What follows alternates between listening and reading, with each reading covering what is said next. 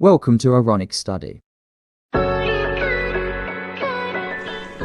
Hello अस्सलाम वालेकुम dear student, आज हम इस लेक्चर में क्लोरोप्लास्ट के हवाले से बात करेंगे और उसके लिए हमने कुछ बोल्ड्स पॉइंट्स यहाँ पर बोर्ड के ऊपर लिखे हैं, जिनमें नंबर 1 हमारे पास है डिस्कवरी। देन हम बात करेंगे नंबर के बारे में कि किस सेल में कितने नंबर ऑफ क्लोरोप्लास्ट पाए जाते हैं, देन फंक्शन स्ट्रक्चर के बारे में एंड देन फंक्शन, और लास्ट में हम डिस्कस करेंगे कि क्लोरोप्लास्ट को डायमॉर्फिक ऑर्गेनेल क्यों कहा जाता है। तो शुरू करते हैं। सबसे पहले डिस्कवरी हमारे पास की थी एंटन वॉन लीवनहुक ने। ये वो साइंटिस्ट है जिसने क्लोरोप्लास्ट को डिस्कवर किया था, एंटन वॉन लीवनहुक।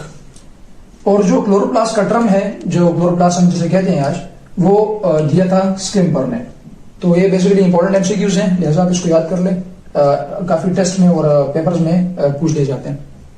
नंबर सेकंड, अगर नंबर की बात की जाए तो किसी सेल में हमारे पास एक भी होता है और एक से ज्यादा भी होते हैं। अब हमारे पास 1 पर सेल्स भी होते हैं क्लेमाइडोमोनास में, जो कि ऑर्गेनिज्म है प्रोटिस्टा किंगडम से बिलोंग करने वाला, और 20 से 40 क्लोरोप्लास्ट पर सेल भी मौजूद होते हैं हायर प्लांट के सेल के अंदर। तो नंबर भी हमारे पास वेरी करते हैं। अब हम डायरेक्टली बात करेंगे स्ट्रक्चर के ऊपर कि क्लोरोप्लास्ट का स्ट्रक्चर कैसा है, वो कैसा दिखता है। तो सबसे पहले इसकी 2 डबल मेम्ब्रेन होते हैं इसमें। 1 इसकी आउटर मेम्ब्रेन होती है जो कि बिल्कुल स्मूथ होती है, हम कह देते हैं आउटर मेम्ब्रेन।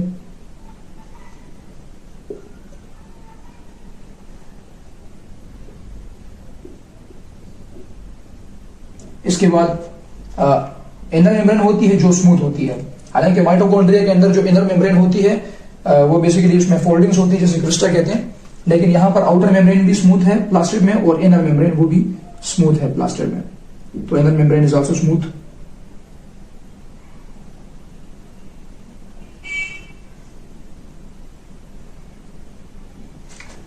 ये हमारे पास इनर मेम्ब्रेन है।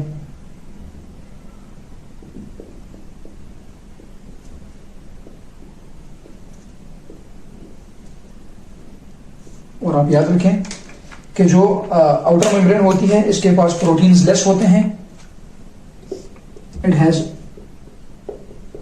लेस प्रोटीन्स, और प्रोटीन लेस होंगे तो ये मोर परमिएबल होगी एंड इज मोर परमिएबल। जबकि इनर जो मेम्ब्रेन है उसके पास प्रोटीन ज्यादा होते हैं, मोर प्रोटीन्स, और प्रोटीन जो है वो इसकी वजह से जो प्रोटीन मॉलिक्यूल है वो इनर मेम्ब्रेन को सिलेक्टिवली परमिएबल बनाएंगे। सो inner membrane is selectively permeable और सेमी परमिएबल। अब जब अंदर हम देखें तो अंदर हमारे पास एक फ्लूइड होता है, इसके अंदर मौजूद होगा ऐसे।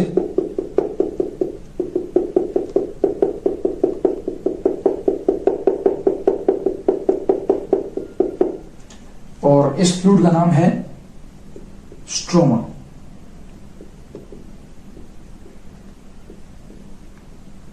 इस फ्लूइड को हम स्ट्रोमा कहते हैं।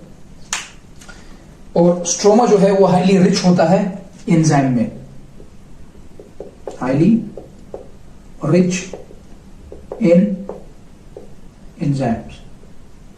और इसमें जो सबसे इंपॉर्टेंट एंजाइम हमारे पास है वो है rubisco. Rubisco stand for ribulose bisphosphate carboxylase. Rubisco stand for ribulose bisphosphate carboxylase. ये हमारे पास one of the most abundant enzyme है इन द वर्ल्ड। जो सबसे ज्यादा एंजाइम दुनिया के अंदर पाया जाता है कार्बोहाइड्रेट की फॉर्म में, वो बेसिकली रूबिस्को है। और ये हमारे पास बहुत इंपॉर्टेंट है और इसकी वजह से डार्क क्रिएशन में जितने प्रोसेस हैं वो टेक प्लेस करेंगे। इसके अलावा जो स्ट्रोमा है वो हाईली रिच होता है डाइवेलेंट आयंस में, highly rich in divalent ions, for example magnesium ions, ferrous ions, manganese ions। ये divalent ions इसलिए जरूरी हैं क्योंकि ये एज एक्टिवेटर काम करते हैं इस इन एंजाइम के लिए। तो ये एंजाइम इन divalent ion की वजह से एक्टिवेट होते हैं और देन जो है वो फोटोसिंथेसिस का जो डार्क रिएक्शन है वो टेक प्लेस करता है। तो सबसे पहले हमारे पास आउटर मेम्ब्रेन है, देन इनर मेम्ब्रेन, और देन उसके अंदर फ्लूइड है जिसे हम कहते हैं स्ट्रोमा। इसके बाद ये जो इनर मेम्ब्रेन होती है यहां से हमारे पास कुछ स्ट्रक्चर अराइज होते हैं, ऐसे कुछ स्ट्रक्चर अराइज होते हैं।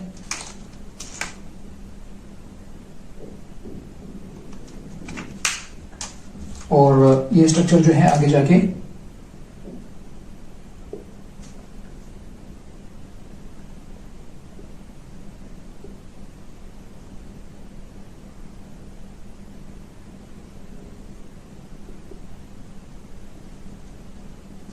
ऐसे बढ़ जाते हैं।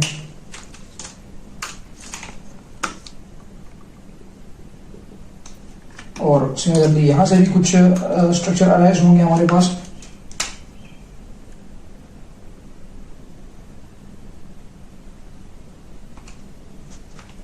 और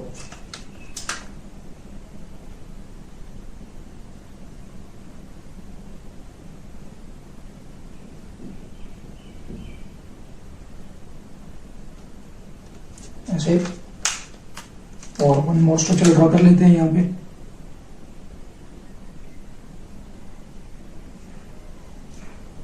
वन मोर स्ट्रक्चर ड्रॉ करते हैं।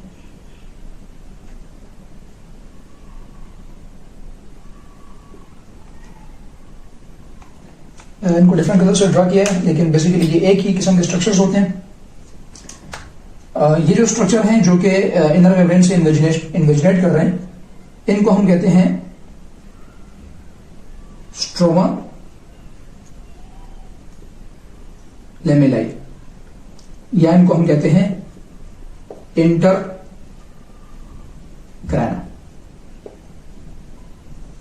ये बेसिकली इनर मेम्ब्रेन से अराइज होते हैं और कभी कभार ये आपस में भी अटैच होते हैं।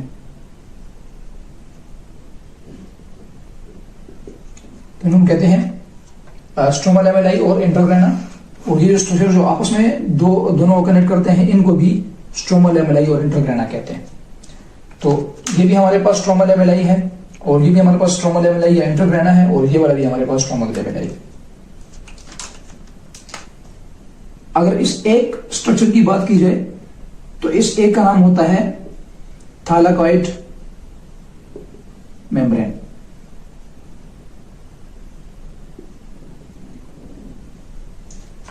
इस वन स्टैक को हम कहते हैं थैलेकॉइड मेम्ब्रेन, और इस पूरे बर्डन को, जिसमें बहुत ज्यादा थैलेकॉइड्स होते हैं, इस पूरे बर्डन को हम कहते हैं ग्रेनम। अगर हम सिंगल लेयर की बात करेंगे तो उसका नाम है थैलेकॉइड मेम्ब्रेन, और अगर पूरे लेयर की बात करेंगे जिसमें बहुत ज्यादा थैलेकॉइड मेम्ब्रेन्स होंगे तो हम कहते हैं ग्रेना। एक बार जरा दोबारा छू देख लेते हैं। सबसे पहले हमारे पास आउटर मेम्ब्रेन होती है जिसमें लेस प्रोटीन्स और मोर परमेबिलिटी होगी, और इनर मेम्ब्रेन में हमारे पास मोर प्रोटीन और सिलेक्टिवली परमेबिलिटी होगी। उसके बाद यहाँ पर फ्लूइड मौजूद है जिसे स्ट्रोमा कहते हैं। वो हाईली रिच इन एंजाइम्स होता है। उसमें सबसे इंपॉर्टेंट एंजाइम रोबिस्को है, जो वर्ल्ड का सबसे अबंडेंट कार्बोहाइड्रेट है। इसके अलावा ये हाईली रिच होता है डाइवेलेंट आयंस में, like magnesium ions, ferric ions और मैंगनीज आयंस। और यहाँ पर इनर मेम्ब्रेन से कुछ इन्वेजिनेशंस होती हैं जिनका नाम है स्ट्रोमा लेमेलाई या इंटरग्रेना, जो बाद में कनेक्ट करके रखती हैं ग्रेनम को, और आपस में भी कनेक्शन होते हैं। तो जो आपस में कनेक्शन है उसको भी इंटरग्रेना कहते हैं, और जो सिंगल कनेक्शन है उसको भी इंटरग्रेना कहते हैं। अगर आप सिंगल लेयर की बात करेंगे तो उसका नाम है थैलेकॉइड मेम्ब्रेन, और जब बहुत ज्यादा थैलेकॉइड आपस में इकट्ठे हो जाएंगे और एक स्ट्रक्चर बनाएंगे उसका नाम होगा ग्रेना। तो बेसिकली हमारे पास ये इसका एक छोटा सा स्ट्रक्चर है। अब जैसे कि आपको पता है कि यहां पर हम एक पॉइंट और ऐड करते हैं, chloroplast is a semi autonomous organelle.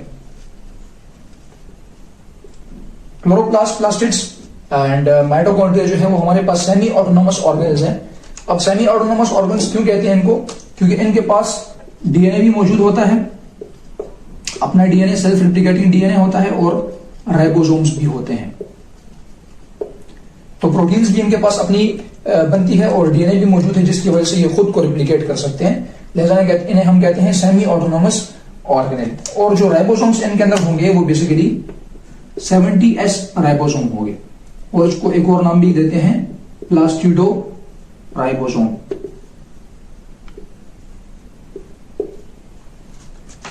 तो हम अब राइबोसोम को भी ड्रॉ कर लेते हैं। ये बेसिकली जो रेड डार्क स्ट्रक्चर है ये हमारे पास राइबोसोम को शो कर रहा है यहाँ पे।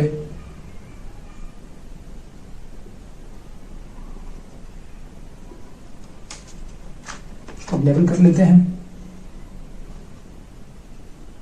These are राइबोसोम्स और प्लास्टिडोराइबोसोम्स, जो बेसिकली हमारे पास 70S होते हैं। और यहां पर मिड में स्ट्रक्चर पाया जाता है जो हमारे पास है circular DNA. So this is a DNA of chloroplast. तो डीएनए और राइबोसोम की वजह से हम कहते हैं कि जो प्लास्टिड हैं और इसके अलावा जो माइटोकॉन्ड्रिया है वो सेमी ऑटोनॉमस ऑर्गेनल है, यानी कि सेल्फ रेप्लिकेटिंग ऑर्गेनल है। So they are self replicating organelle.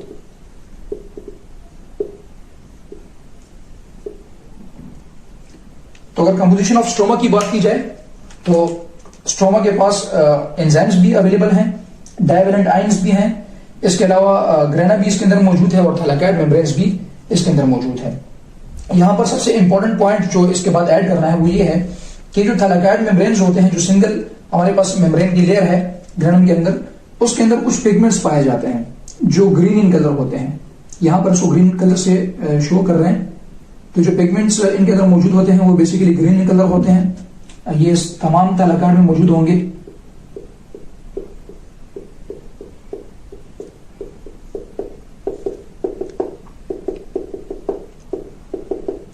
तो ये जो ग्रीन पिगमेंट्स हैं जो थैलाकॉइड में मौजूद हैं, इनको कहते हैं chlorophyll pigments.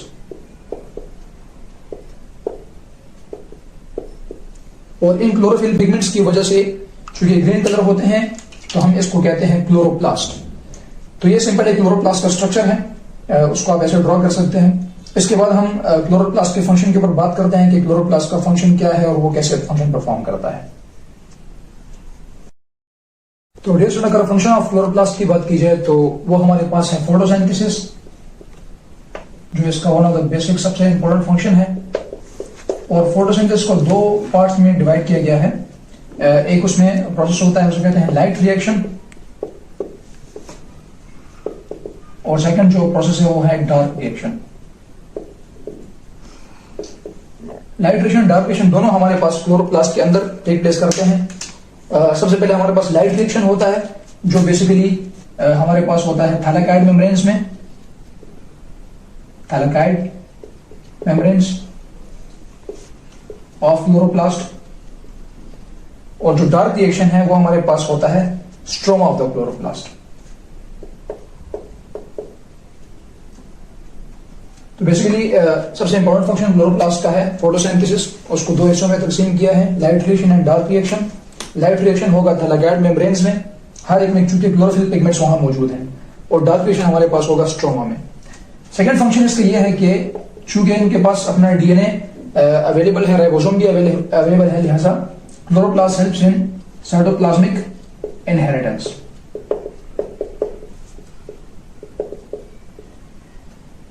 It helps in cytoplasmic inheritance.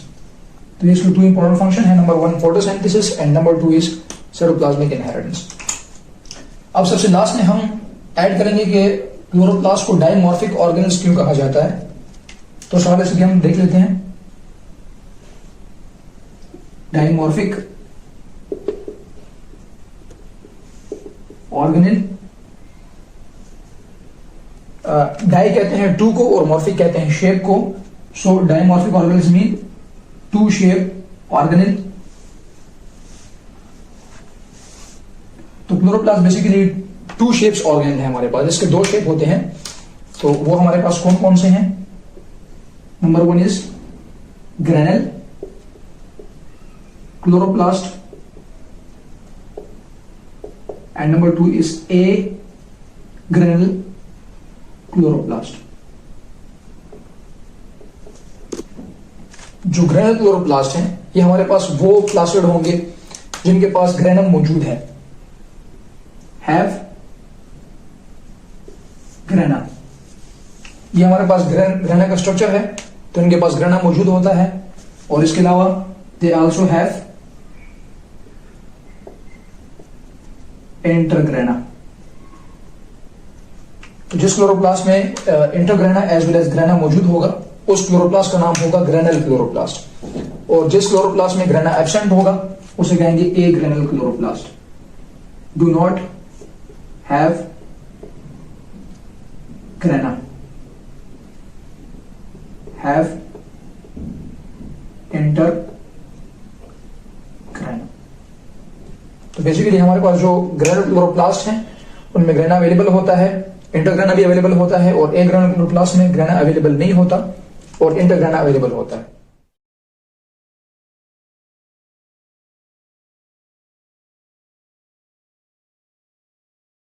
तो डायमॉर्फिक ऑर्गेन्स हमारे पास वो ऑर्गेन है जिसके बेसिकली 2 शेप्स होंगे, और वो हमारे पास है granule chloroplast and A granule chloroplast. जो ग्रेनुल क्लोरोप्लास्ट हैं उनके पास ग्रेना अवेलेबल है, और जो ए ग्रेनुल है उनके पास ग्रेना अवेलेबल नहीं है। अब यहां हम ऐड करेंगे जो ग्रेनुल क्लोरोप्लास्ट हैं वो बेसिकली मेसोफिल सेल्स में पाए जाते हैं। They are present in mesophyll cell of leaf. और जो ए ग्रेनुल क्लोरोप्लास्ट हैं वो प्रेजेंट होता है bundle sheath cell of leaf. तो यहां पर आप इसको ऐसे डिफरेंस याद कर लें। जो ग्रेनुल क्लोरोप्लास्ट हैं वो अवेलेबल होंगे मेसोफिल सेल ऑफ लीफ, और जो ए ग्रेनुल क्लोरोप्लास्ट हैं वो अवेलेबल होंगे bundle sheath cell of leaf. तो इसके साथ हमने क्लोरोप्लास्ट का ये टॉपिक खत्म किया। आज हमने इसके स्ट्रक्चर और फंक्शन के ऊपर बात की। तो आप इसको ऐसे भी एग्जाम्स के पॉइंट ऑफ व्यू से याद कर सकते हैं और इसमें इंपॉर्टेंट एमसीक्यूज गेट कर सकते हैं। इंशाल्लाह कमिंग वीडियोस में हम मजीद ऑर्गन्स के ऊपर बात करेंगे। Thanks for watching our video.